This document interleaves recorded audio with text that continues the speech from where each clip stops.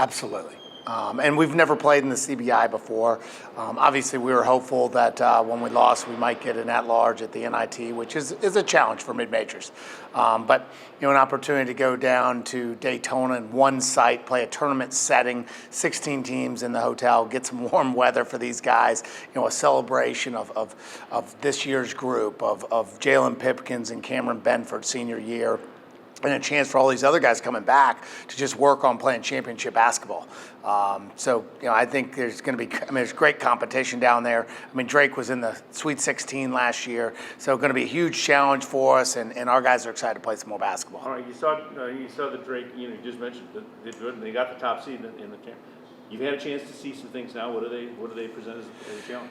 Well, they obviously have a tradition of winning, and they've had a lot of success in recent years. And they got some experienced guys. They're an older group like us that are most likely, like us, excited to play some basketball and take advantage of having a really, really good year and try and put a championship, to go with this year. What they do basketball-wise is they're really good just kind of playing in flow. They play motion like us. They're very physical drivers trying to get into the paint, going to win trying to win the free throw battle, also trying to attack you on the glass. They're really good. They're really good in transition. So, some similarities with what they like to do in transition like us. They're going to play some undersized basketball, which can put you in some unique spots, and they're just very, very versatile with how they play the game. All right, as you look at them and look at your guys, because I know your guys would love to put that, the really rough night you had in the semifinal behind you. Have the guys been able to do that?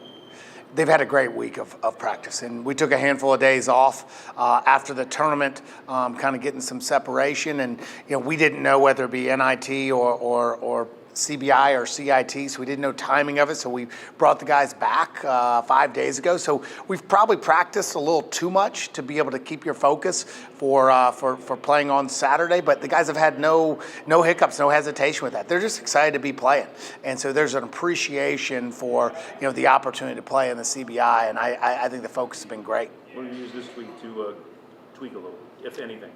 Honestly, we're trying to have some joy out on the floor, just have some fun with what we're doing. We played more live than we have in probably a month in terms of practice, and just kind of get our guys in good flow. And we put them on the floor officially for the first time today, 3 days before. We've really just been focusing on us, what we need to do to be the best version of us going into Saturday. You guys are kind of a live by the three, die by the three to a certain degree, and shots just weren't falling in that Monday night game down in Indianapolis. What do you do, or what do you take away from that experience that you can apply if that happens again to maybe grind out a win? Or do you change anything if the shots aren't falling? Because normally, like I said, you guys are a good shooting basketball team overall. You gotta do what you really do. And so we're a group coming out of the month of February where we'd won 10 straight games, and we're shooting 54% from the floor, 43 from three, and the ball didn't drop that night. Usually numbers play out in the game, or on occasion, 1 or 2 games a year, the game's not long enough for you. We're going to do what we're going to do on that. Now, there have been some teams that said we're going to take away the three, and we've pounded and scored 50-plus points in the paint. So it's not like we just live by the three. But if that's what they're giving you, you got to be able to make shots, and that's where we didn't make shots the other night. Now the other part that's made this group so great is we've had 7 different guys lead us in scoring. We got a lot of versatility. We got a lot of guys that can step up and make plays, and so it's very unique in the fact that we didn't have 1 or 2 or 3 different perimeter guys just step up, and it is what it is. Our guys are ready to play. We played elite level D to be able to keep us in the game, considering that you're playing in transition if you're not making shots. You look at that first half, we're down 6 at half, and we're over 12 from 3. Haven't seen that in my tenure here. So you're in a striking position, and so we're just going to keep defending like we are. And my bet is that the numbers play out over time, and my bet is we're going to shoot the ball really, really well down in Daytona after having that Northern Kentucky game. What kind of a challenge is it? Because if you win, you play the next day. don't you basically? No, we have an off day. Okay. So But it's, the whole thing is kind of accordion. it is, and so you would then play potentially 3 days in a row. At this point in time, like the guys, they're gonna, by the time we get to Saturday, they're gonna be done with practice. They're gonna be ready to just play. We faced about everything there is to play. That's one of the uniqueness of the Horizon League is people throw a lot of different basketball at you from all the different zones and kind of funky type stuff that people throw out. We've seen a lot more with COVID basketball where you're playing back-to-backs. This group is experienced. We played 3 in a row down at Florida Gulf Coast. We're experienced with that. So, these guys are ready to play basketball, and I hope we're playing on Wednesday. As a 16 seed going up against the number 1 seed, statistically you're obviously an underdog. Does this team relish that kind of role and the opportunity to make a splash down there in Daytona Beach? Yeah, no, they're just excited to play basketball. We haven't really built up the opponent, the seeding. The seeding's all done by the Ken Palm. If you dive in, there's a couple teams in our league that, we won by 17 and we dropped 25 spots. So it's not necessarily what we've done. This team has played a lot of really, really good basketball. And as you look at it, I think we can beat anybody, particularly with how we play the game. We can really defend at a high level. And so, I don't think that's really part of it. I think right now they're just focused on how do we win a championship? How do we continue to hunt first in history? There's only been one team that's won 25 in the history here. I was part of that as an assistant coach. That's another way to kind of make history with this group. There's only been, we've never had a team that's won the last game of the year. There aren't a lot of those. And so we're trying to make history with that side of it as well. And Coach, just another postseason appearance, obviously I think 6 for you guys. What does that mean just for the program and the future of the program moving in this direction? We're used to playing in March. We're used to playing in the postseason. It's something where this group kind of punched COVID in the mouth, kind of coming out of that, saying, all right, hey, let's get fans back in stands. It was an awesome environment we had here in the Horizon League quarterfinals against UIC, and kind of getting us back to more normalcy. This is also a situation where, hey, we did what we did last year to get through last year. This group has got us back in our winning ways, won the league where, we're comfortable being that top 2 or 3. We've alerted the Horizon League, hey, we're going to do what we did in the Summit League. I don't know if there's necessarily the respect in the league, and that's expected. They don't know who we are. They haven't played us game in, game out, and so I think we've kind of gotten ourselves back into where we've historically been during my time here in Fort Wayne. It's late, and you guys are ready to go again? Yeah, definitely. Of course, it stings, but ready to move on forward with this group and continue to build and continue to get better and have fun. So, what's this week been done to, if you have to tweak anything, what have you guys been working on to get a little better in any aspect before you go south? Well, we've been playing a lot more live. Usually towards the end of the season, some of the live gets tailored off solely because, towards the end of the basketball season, there's a lot more wear and tear, but we had a few days to kind of get our legs back together, and we had some pretty productive practices, and we got up and down, and we got a chance to have some fun. What do you know about Drake? What's the thing that poses a situation you got to worry about? Well, from what we've seen so far in film, they play a small ball and a large lineup, so they're a pretty versatile team, and they get up and down in transition a lot. So. Okay, and how do you combat that, and what do you guys plan to do? Yeah, just loud talk, early communication, identify matchups, and just being able to communicate and point, talk, sprint in transition. All right, that's true probably about every game, but in the X's and O's part of it, what has to be done against those guys? Definitely being able to switch matchups, and also being able to talk on some of the ball screen coverages for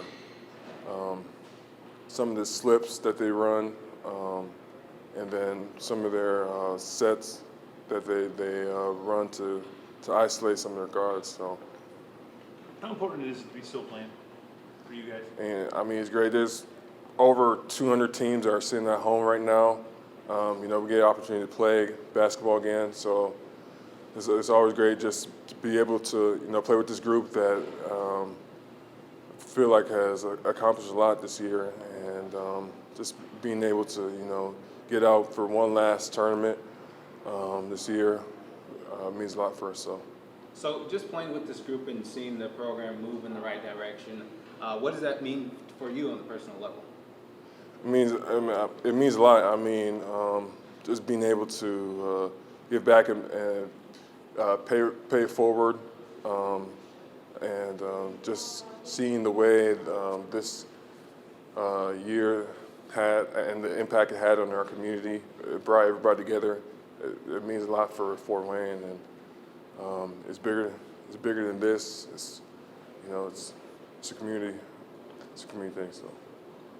Man, I'm excited to still be with the guys, still practicing, doing our everyday type flow. I'm excited and I'm ready to play a game. So. What do you know about Drake? Well, I was in their conference probably like 2 years ago. We played them a couple times, and so I know a little bit about them. They got new players now, so I don't really know that much, but I'm familiar with their style of play. So. And how do you guys combat what they're going to throw at you? I think we can play how we play with anybody. You know what I'm saying? So Drake just another opponent, and we're gonna treat it as as such. So. All right, the struggle of the semifinal game, you guys got that behind you now? I mean, Definitely. that flushed? Definitely. I mean, that was our motto all year, just next game, next play, better play. So yeah, that's definitely, you put that one in the bank and just learn from it. What have you been doing this week? Anything to fine tune? That's basically what we've been doing, just fine tuning everything, the details, preparation as far as Drake's scout and stuff like that. So just getting back on the court, playing live, playing against, getting some contact and just, getting back to our normal flow. Can you see the sharpness back now? Definitely. I don't think we ever really just lost it. You know what I'm saying? Of course, we lost that game the other day, but as far as us being us, we never lost anything. Okay. And to make another postseason appearance for the program, what does that mean for you and the whole team? It means a lot. It's kind of like a celebration to what we did this year. You know what I'm saying? And like I said, we're just excited to play. So. For you guys, how do you approach this opportunity? I mean, I know Coach says he hasn't talked about the seeding much, but there's 16 teams. You're the 16th seed going against the 1 seed. Mm-hmm. I imagine you guys kind of relish an opportunity to make some noise in the first round of this tournament. Definitely. I know our team. Our team don't really focus on the seeding stuff. We just ready to play against somebody and ready to, do what we do against our opponent.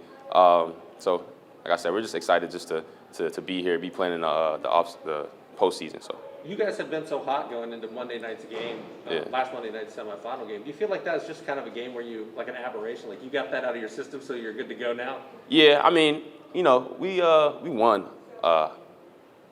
all through February, and of course we had a bad time to have a bad game. You know what I'm saying? So, like I said, we put that one in the bank, learn from it, and next place is Drake. So. What do you learn from it? Because shots have been falling pretty much for you guys for quite some time, and that's just a game where shots didn't fall. Right. Do you learn like some of the other things that you can do to keep yourself in a game when the shots aren't falling, or what do you really take away from that? Like if our shots not falling, as y'all have seen, we rely on our defense. And like last game, we held them to, you know what I'm saying, we played good D. So like I said, if shots not falling, it's gonna rely on our defense. But as far as just learning from that game, I mean, we shoot every day, we dribble every day. You know what I'm saying? The best players have like a off game. So you know what I'm saying? We just learn from it and come ready to play next game. Daytona Beach in March doesn't sound too bad. Does not sound bad at all. So. And throughout this past week, what have you guys just kind of been focusing on going into this match? Just tuning up our details, just making sure we haven't lost anything as far as like details and what coach have been coaching and preaching of since last June and July. So just fine tuning stuff, getting back on feet, getting our win back. You know what I'm saying? We had a couple off days, so just stuff like that. So. How we play, or we don't really look too much at the other teams, and whatnot. It's more so we lock in on a couple of details, that they do. But at the end of the day, we just gonna be us and play how we play and do what we do for real. Okay, then let me put it this way: what concerns did they give you? Well, they play in the Missouri Valley, so I already know without even playing them yet that I know they're a pretty real physical team. They crash the glass really well. So it'll be a tough challenge. All right, as you look at what's coming ahead for you, what have you guys done this week to particularly tune yourselves back together? I mean, last Monday's last Monday, that's gone. Yeah. What have you guys done to do your reset? Well, we hit that reset button, a couple of days ago before we came back in and started practicing again. But, we just been getting back in flow for real, getting shots up, getting used to, being back out there, keeping our plays sharp, and stuff like that. What's it like to be able to keep playing? I mean, I know that's what you guys want to keep doing, but how important is this for everybody, guys who are going to be here and guys who are not? It's definitely a blessing. It's definitely a blessing. Each day we can, go out there and lace our shoes up is a blessing for real. So, we just look at it as, just another good opportunity to, play together for real. It's a real fun group. We had some good success this year. We had our ups and downs, but, at the end of the day, we love playing together. So we got another chance to do that. One of your teammates mentioned, and your coach mentioned, you get down there and you'll play, and then you're going to play and play and play and play. There won't be any time in between. Is Right. that a good thing? Yeah, most definitely, for sure. For sure. When you Why? look at the seat, well, go ahead. Why? Like I said, this is a great group. We got two seniors, and both of them are my guys. So, as many games as we can play with them, I want to do that. Going in, looking at the seeding, I mean, you guys are the 16th seed playing the 1 seed. But I imagine you relish the underdog role and the opportunity to make some noise. Like, how do you approach something like that? Yeah, I mean, it's not our first time, being type doubted for real. They ranked us like 10th or 11th or something like that in the preseason, and we ended up winning the league for real. So, I've kind of been an underdog my whole life for real, so I'm kind of used to it. I like this role. I've embraced it for real. So, it doesn't really change our preparation or nothing like that. We just, we know our mindset coming in,